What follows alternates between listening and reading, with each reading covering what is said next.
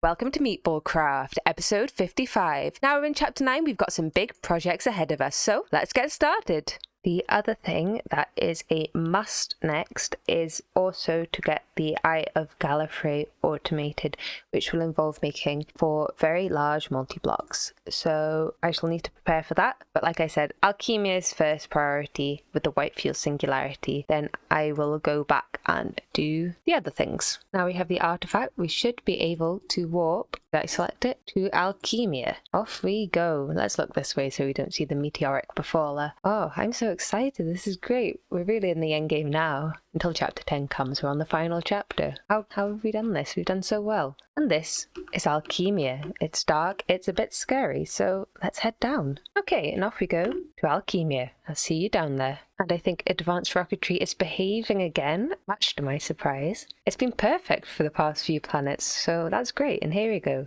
This is Alchemia, and it's incredibly white. Maybe everything's made of that white fuel. Well, I'll wait till we've actually landed to have a look. I was right. Everything's made of the white fuel, which, how much do we need? 5,000 to make the white fuel singularity. So I guess I need to do a little bit of mining and we can get all of it. I'm actually back from Alchemia. It is the next day. I collected all the white fuel that we needed. I had to come back the next day because I was nearly finished my time anyway, but the world just went down to like less than 1 FPS. And I couldn't be bothered to load the game back up. But yes, we have now got all the white fuel and we should be able to put it in the compressor and get what we want. So good progress. I was watching an old Lash video and I didn't realise that the lines on the cable show how many channels it has. So that's 8 channels because it's got 1, 2, 3, 4, 5, 6, 7, 8 lines. This one's 5 because it's got 4 dark blue ones and 1 pink one. Isn't that weird? I never knew that. I don't quite know how it works with these 32 cable ones, but I thought that was so interesting. Who knew? Apart from the Lash, of course. And there we go. We now have our white fuel singularity, which I've literally completely forgotten why we need it. It is used to make the bright matter. So I just need to make this. I don't know what constellation that is, mind you, but this should be really easy to craft now. So if all goes well, I should be able to put this in. Yes, just need to wait a little bit more time for the correct amount of starlight, and we should be able to craft what we want. I've got my Electrum singularities here as well. The constellation was Amara, in case you were wondering. I was wrong. Apparently Electrum singularities don't work, but all the other ones do, so I'm just making some Signalum ones. Typical. Okay, everything should be working now. It looks really cool actually with the Signalum singularities, and there we go. Our bright matter. Woohoo! So that will make a lot of things a lot easier. So if you look at the quest book, here we go, bright matter. So yeah, perfect. Right, I don't know if this is misguided or not, but I kind of want to do defined before the Eye of Gallifrey.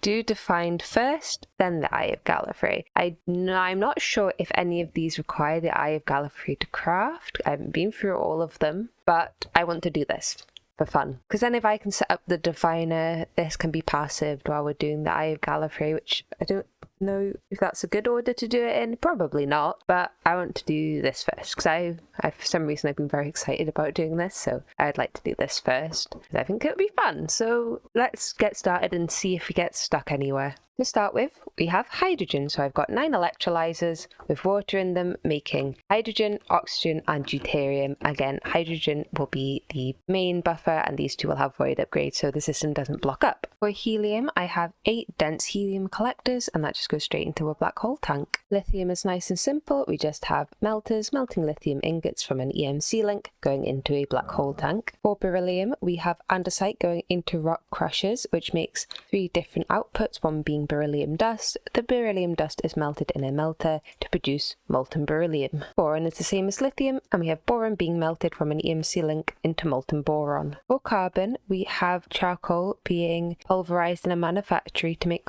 charcoal dust. This is then melted into carbon. Nitrogen's our first slightly complicated one. To begin with, we have 2 thermal elemental data models making us blitz rods and niter. This is then turned into aerophium dust and melted in a melter to make Zephyrine aerophium. This Zephyrine aerophium is centrifuged into 4 outputs: argon, noble gas mix, oxygen, and finally nitrogen. This also causes radiation, so I've got some radiation scrubbers up there. Oxygen is the same as hydrogen, and we have 9 electrolyzers electrolyzing water into deuterium, hydrogen, and oxygen. For fluorine, the only way I really know how to make it is by using the bees. So I've got 4 dentist bees making us fluorine.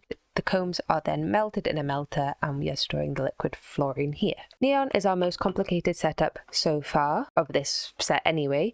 So we have the zephyrated aerothium setup that we had for nitrogen, exactly the same, and this makes us the noble gas mix. We need to cool it, so I have another deep mob setup over here, which makes us the blizz rods to make us cryothium dust. This cryothium dust is melted into gelid cryothium, is mixed with the noble gas mix in a chemical reactor into helium and the supercooled noble gas mix. This noble gas mix is centrifuged into krypton xenon mix and neon. Sodium we did in a previous episode. Magnesium is just melting magnesium ingots into molten magnesium. Aluminium is the exact same, melting aluminium ingots into molten aluminium. Molten silicon is a little different. We have sand being pulverized by the manufactory. 3 of these stay as the ingot and 1 turns them into nuggets. These nuggets and ingots are then put into a mythic processor purifier, which makes us silicon balls. These silicon balls are then melted in some melters to make molten silicon. Phosphorus is also a mildly complicated one. Firstly, we need to get phosphor, so we have sinister bees which are making simmering combs. These get centrifugally separated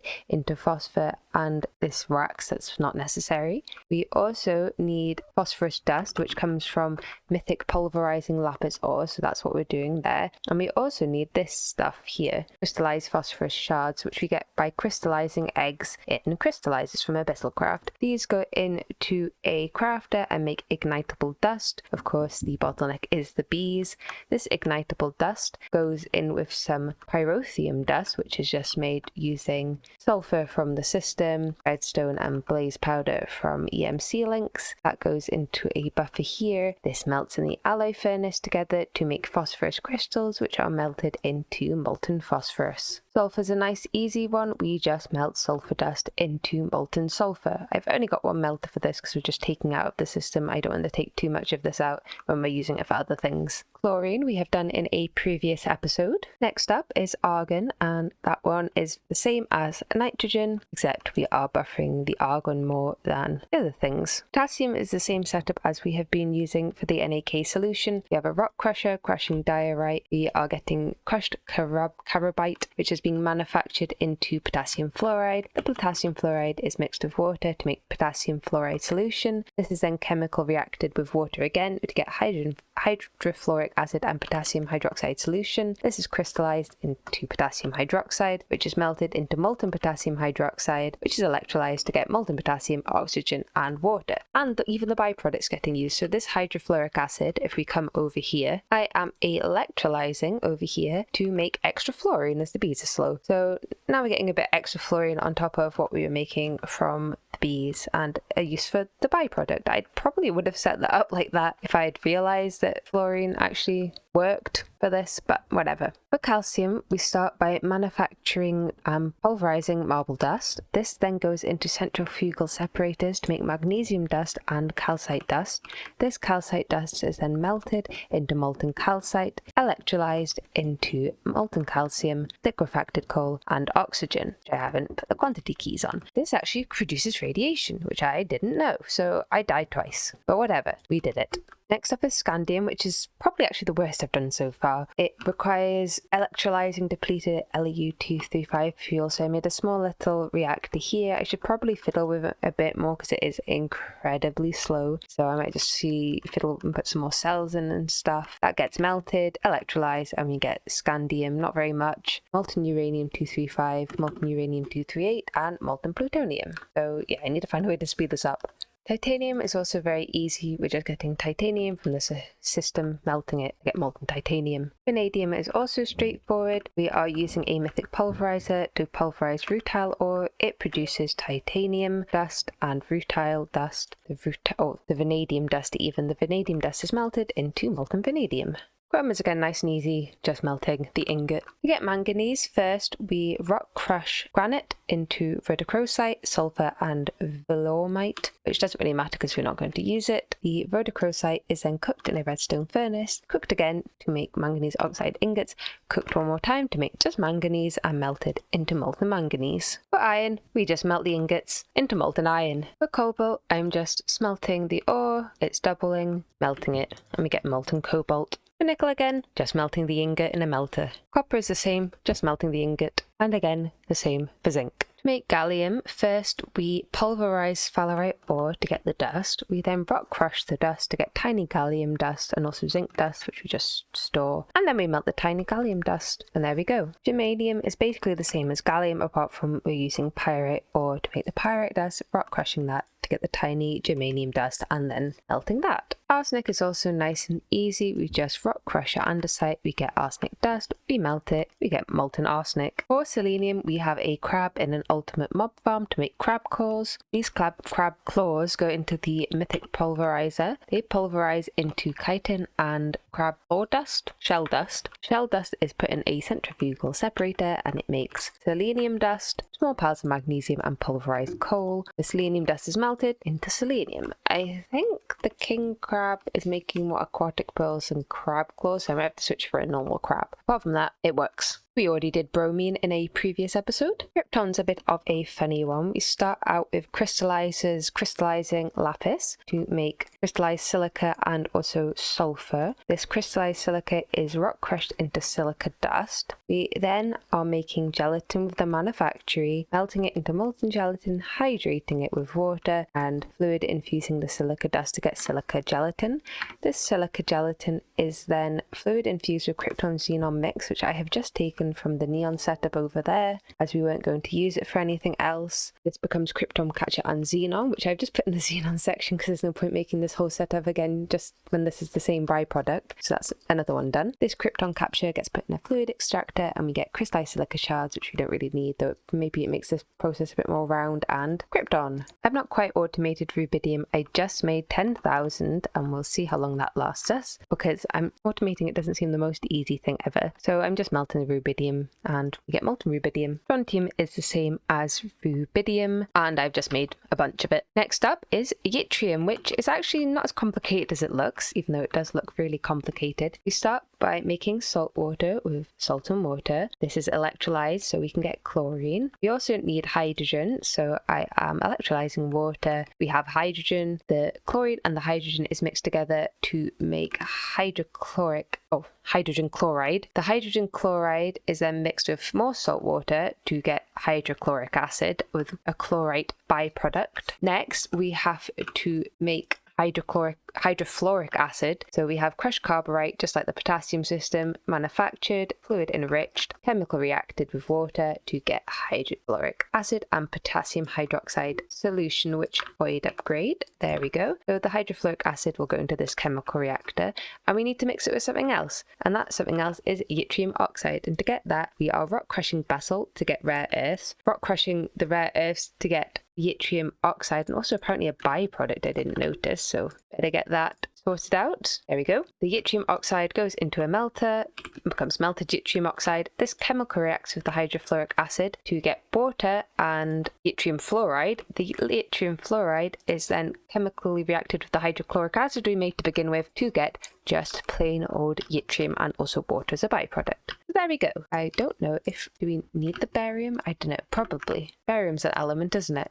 So there we go. Yttrium all sorted. I did just check this barium will be used, or barium, whatever it is. That's useful. We have already done zirconium in a previous episode. We've also done niobium in a previous episode. So this next one's hard to pronounce. It's molybdenum or whatever, something like that. Anyway, this one's slightly annoying because we need this crystallized tungsten steel, which is only made in the Berserker Forge, so that's a bit irritating. So I'm just bulking a few of them, probably not enough. That grinds into this tungsten molybdenum dust, which goes into a fluid enricher and is enriched with molten manulin, which we're melting here. There's a second half of this where we need to combine hydrogen and boron to make diborane. this diborane is then mixed with water to get hydrogen and boric acid. This boric acid is mixed with the product of this to get liquid tungsten molybdenum mix. No, this boric acid is mixed with the liquid tungsten molybdenum mix to produce boric acid, which I need to do something with actually. Is that working? Oh, I'm being stupid. That's the ingredient. I've been doing this a while. And that makes molten molybdenum and molten tungsten. So yeah, this one's not great. It's not very automated. I am just waiting for the tungsten. Yeah, look, it takes ages to craft. I'm just waiting on that. I'm going to get a little bit ahead of myself here, and that is because I've noticed, which one is it? Cadmium. The way to get cadmium is by centrifuging exhaust steam, and to get exhaust steam, you need to put high pressure steam through a turbine. And one of the best ways to get high pressure steam is through the two-phase fission reactor, which will also speed up the ability for us to get depleted LEU-235 fuel, which we need for one of the other things, and also probably in the future. So yeah, this two-phase fission reactor is quite large, quite a big multi-block, but I believe it's probably going to be more beneficial to us than these tiny little reactor. Plus, it will give us the byproduct of the exhaust steam, which we will need. So I think I'm going to go back and make this, and hopefully we can not only improve one system, but make the byproducts that we need for the other system as well. All the fluids that this uses are things we already have made: fluorine, water, obviously we've made water, flib, salt mixture, and the NaK alloy that we've had for ages. I was a bit apprehensive about this, but it actually only takes 10 millibuckets of each, and it gives you, I don't know if you can unspent it. Oh, you can unspent it with this. Okay, interesting. We'll probably just end up storing it because I can't be bothered with all that nonsense. So yeah, there we go. Molten flib. We can do this. And I can just super cool the fluorine and make it into a loop. Interesting. I'm well aware that I was only using these for fluorine and hadn't been neglecting this lovely buffer of hydrofluoric acid that I had from this potassium setup from ages ago, and it was just voiding. It might not quite be enough really to fill things up, but I've got it now electrolyzing into fluorine, and we should be using this fluorine for other things, which is very good. I've got it connected to the flip system. I'll need to connect it to the whatever system is up here. This one, what is this stuff called? The ruthenium system, because right now, yeah, we're not really getting what we want. So yeah, I need to change this into fluorine, and there we go. Now we should be getting more of this, which is the bottleneck is the beryllium fluoride crystal. So this should hopefully up the production of beryllium fluoride a bit. I should probably make a dedicated system just for hydrofluoric acid, but I mean that one's a byproduct anyway and it's quite large, so I might expand the fluorine system over here as well to have the potassium set up as part of it, just to really buffer the fluorine. I don't know why I've forgotten what colours these were, but this should be... I might actually just take this one off, to be honest. To be able to make the two-phase fission reactor, we need these yttrium-ruthenium clusters, and these clusters are actually used to make terbium crystals, which makes terbium, which is one of the elements for define. So this is the terbium spot. I'm not going to completely finish because we need the clusters right now, not the terbium, but it's very simple setup. We just have the same yttrium oxide setup we had before, so a rock crusher crushing basalt. We are rock crushing the rare earths into yttrium oxide, which gets melted. We have also been taking ruthenium from the ruthenium setup over there. I didn't want to rebuild all of that again, so I've just increased it before, like I said, with the fluorine, so we should be getting higher production until we run out of fluorine again, which is keeping up not too badly anyway. The ruthenium is then oxidized with oxygen to make ruthenium oxide, which is put in a chemical reactor with the yttrium oxide to get yttrium ruthenium mixer and oxygen, and is then crystallized into the clusters, which is what we need to make one of the, I think it's the heat sink vessel. Yes, probably this. I think this, yeah, there it is. Heat sink vessel. We need a fair few, so I thought I'd just automate this now. We also need some superconductor cables, which obviously I don't have on autocrafting yet. The heat sink vessels and these fuel exchanger vessels all have rads. I kept dying because I didn't realise. After much radiation poisoning, I have set up the two-phase fission reactor. The only mild issue with it is that it takes a while to get the high-pressure steam out, so it's a little slow, but it's way faster than this was, so it's not really a big deal. So this should, first off, increase our molten scandium production by quite a lot. So yeah, that's good. We've got plenty of fluorine and flib and eutectic NAK, so that should all be fine. It's a little messy because I couldn't be bothered to move it because I die as soon as I hold one of these things. But there we go, we have our high pressure steam, and the high pressure steam is for other things. We need to put it in a turbine to get exhaust steam, which will let us get cadmium, which I think is our next one. I've had a little break between this and the last one. What's that? That is technetium, which is technically actually probably is our next one. Interesting. This is our technetium setup. I have a pure chicken producing pure eggs, which are squeezed into purifying fluid. We then have technetium remains, which we got from the meteoric befaller, being alloy furnaced with sulfur to make technetium disulfide, which is melted into the fluid form. This purifying fluid and technetium disulfide is chemically reacted together to make prime technetium. Prime technetium is then crystallized into technetium remains.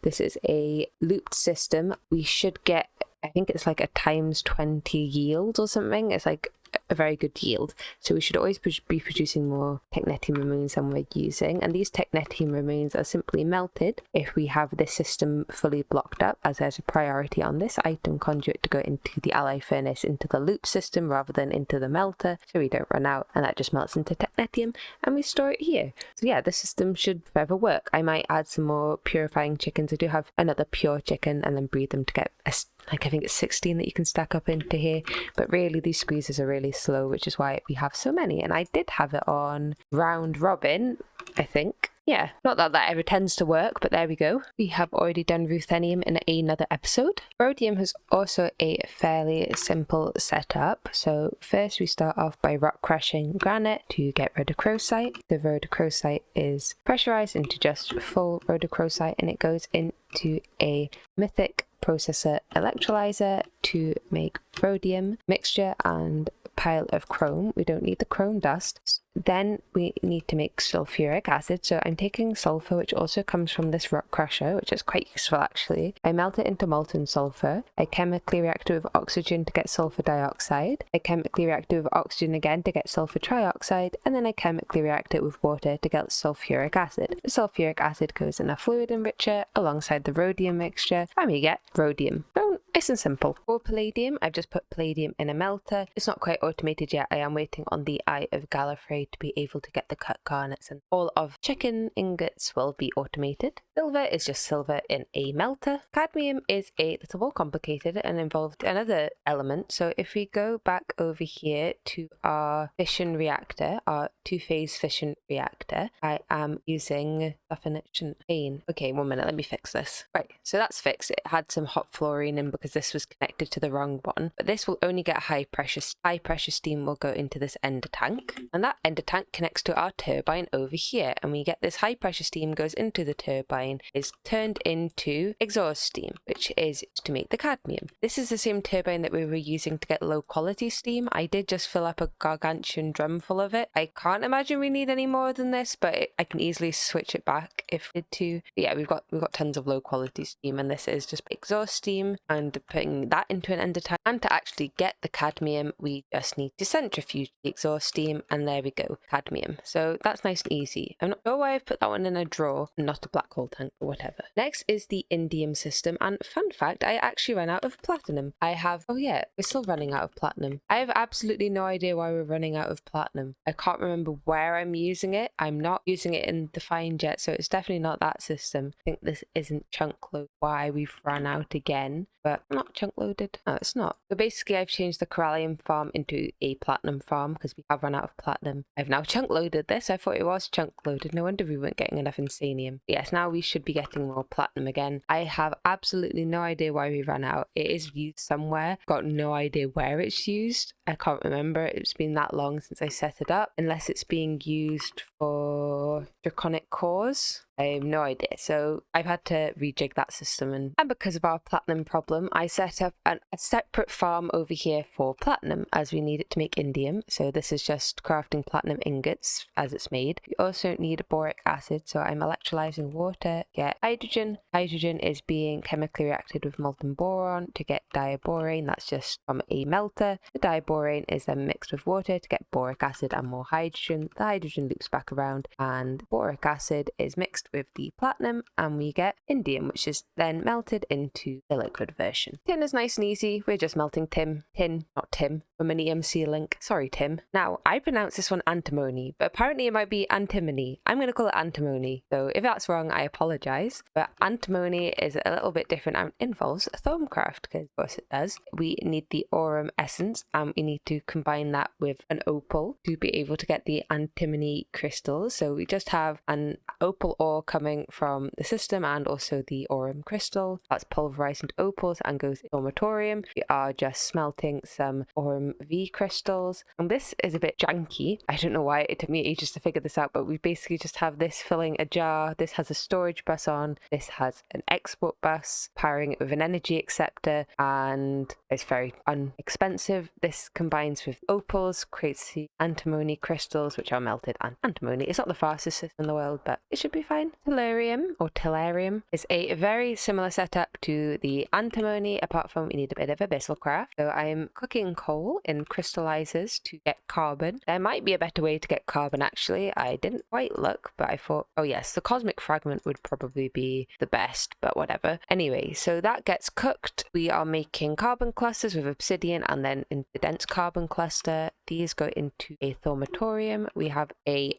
Mitrillium smelter cooking up dredia, which goes into the thaumatorium and produces us the tellurium crystals. I'll just check Flux and Funk. When I was doing this one, I even created a rift. Thank you, Flux Sponge, for saving me. I did break a few things. But yes, this should actually backlog on dredia because we're producing the carbon clusters really slowly, actually. We might have to up the system at some point. These are melted into liquid tellurium, which put it in the bucket and get the quest. Here is my very messy iodine setup. And to make iodine, you don't make the fluid, you make an iodine capsule, which you can make in a plated carpenter, as we have here. And again, it involves bees, and I will need to expand it at some point. But first, I need gunpowder, and I don't want to take from the system, so we've just got a little data model here making loads of gunpowder. Nice and easy. Over here, we have an industrious bee. Here it is. And the reason, yeah, we've only got one bee. I don't have the gene industrious queen, so that's why I just have the one at the moment. But that's the only bee that does the best for pollen clusters, which is what we need. Yeah, you can get them from the jaded and this one, but this is the fifth, probably the best one anyway. We get clusters from that guy. This shouldn't be connected. And we also get combs, which are put in a centrifuge separator to get us honey drops, and this bolus that we don't actually need. We're also getting fans from EMC Link. This is all put in the carpenter with some water. It makes the iodine capsules. That's iodine, and we've already got 5 buckets. I don't know why. Oh yeah, it's not full anymore. I guess it was just looping itself around. But yes, there we go. That's iodine. All we need to do is improve these, and it should be good. For xenon, I'm just taking it from the krypton setup over here. So, one separate setup. I think we've done enough for today, so I think we're going to wrap up the episode here and continue with Defined in the next episode. So thank you all so much for watching, and I'll see you all in the next one.